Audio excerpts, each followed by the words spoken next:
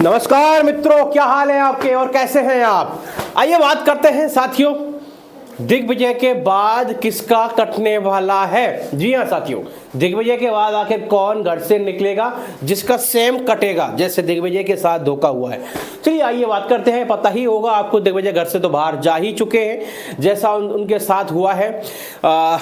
मतलब वो होता है ना डॉक्टर वाला सिस्टम, आपने देखा होगा। वो कौन सी फिल्म है वो, गब्बर इज बैक, है ना, जिसमें वो अक्षय कुमार होता है। वहाँ वो एक मरीज होता है और मरीज के साथ वो खेलते रहते हैं। कौन? हॉस्पिटल वाले, कि भाई आप इसका इलाज करो कैसे भी करके। मुर्दा बॉडी थे, घर वालों को क्या पता है क्या हो रहा है, मुर्दा है कि जिंदा, जितना पैसा ऐंठ सके उतना ऐंठो। तो साथियों वही सिस्टम यहाँ हो रहा है। दिग्विजय घर से बाहर हो गया है, फिर भी वो उस मुर्दा बॉडी के साथ, यार जब वो बंदा एविक्शन हो गया है, एविक्टेड हो गया है, तो उसके साथ लगे हुए हैं। क्यों? शो की टीआरपी भी तो बढ़ानी है साथियों।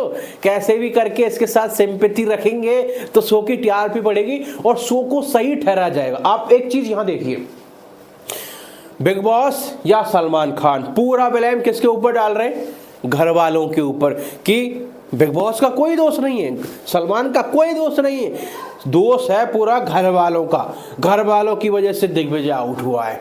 यानी देखिए इशारा वो किस तरफ कर रहे हैं, यानी अपने आप को खुद को एक सच्चा साबित करना चाह रहे हैं, जबकि असली जो जिम्मेदार है इस चीज का वो सिर्फ साथियों बिग बॉस ही है। आइए बात करते हैं कैसे। घर वालों के ऊपर तो वो इसलिए ठोक रहे हैं क्योंकि श्रुति खान ने जिस तरीके से टास्क रखा उसमें उसको रैंकिंग दी। बिग बॉस की गलती यहां थी, जब बॉटम 6 में जब वो आए थे लोग, तो मेरी समझ में ये नहीं आ रहा कि बॉटम 6 को ही क्यों लिया। बॉटम 2 ले लेते, बॉटम 3 ले लेते, जिसमें ईडन यामिनी वगैरह थी, वो क्यों नहीं ली। टेंशन ही खत्म हो जाती जब पता था कि ये 6 लोग हैं, इसमें से घर वाले ईसा को बचाएंगे। क्योंकि भाई सीधी बात है, वो रजत हुआ, चाहे विवियन हुआ, अविनाश हुआ, सभी उसको बचाने की कोशिश करेंगे। ज्यादा दुश्मन कौन था? दिग्विजय था, और तो कोई मतलब ही ना, और तो कचरा था, कचरे से कौन दुश्मनी रखेगा। तो मेन जो चीज साथियों वह दिग्विजय था, और दिग्विजय के पूरे चांसेस थे कि दिग्विजय घर से बाहर निकलेगा।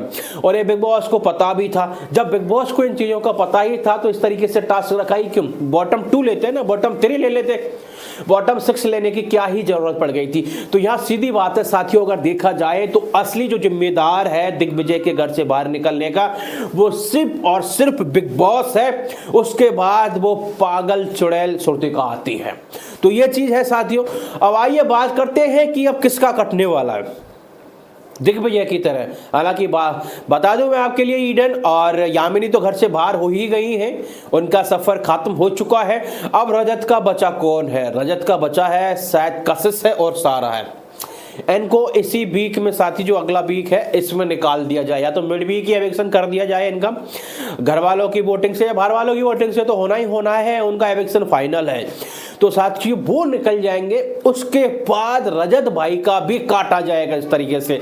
यानी रजत दलाल को भी घर वालों के चुंगल में ऐसे ही फंसा के निकाला जाएगा। क्यों? सपोज दैट अगर टॉप वाले आते हैं, ठीक है, चाहे विवियन हुआ, चाहे अविनाश हुआ, करण हुआ, रजत, तो इनमें से अगर देखा जाए ना, तो देखिए अविनाश और विवियन का पक्ष मजबूत है, करण का पक्ष मजबूत है, उन्हें वोट आएंगे सेव करने के लिए। लेकिन रजत दलाल ही एक ऐसा शख्स होगा उनमें जो घर वाले चाहेंगे कि ये घर से बाहर हो। ये चीज उससे इसलिए खटकेगी क्योंकि रजत दलाल ने जिनसे रिश्ते बनाए तो वो मजबूत रिश्ते नहीं रहे साथियों, और यही सबसे बड़ी कमी रहेगी।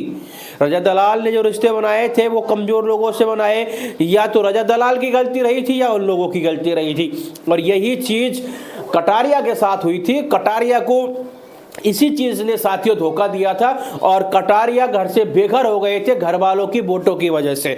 और यहां भी रजत दलाल के साथ यही होगा, और दिग्विजय के बाद जिसको धोखे से निकाला जाएगा साथियों वो होगा रजत दलाल।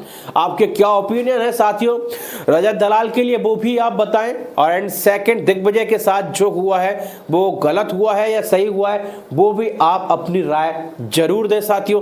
थैंक यू सो मच साथियों, मिलते हैं ऐसे ही एक और नए वीडियो में। जय हिंद, जय भारत, लव यू ऑल।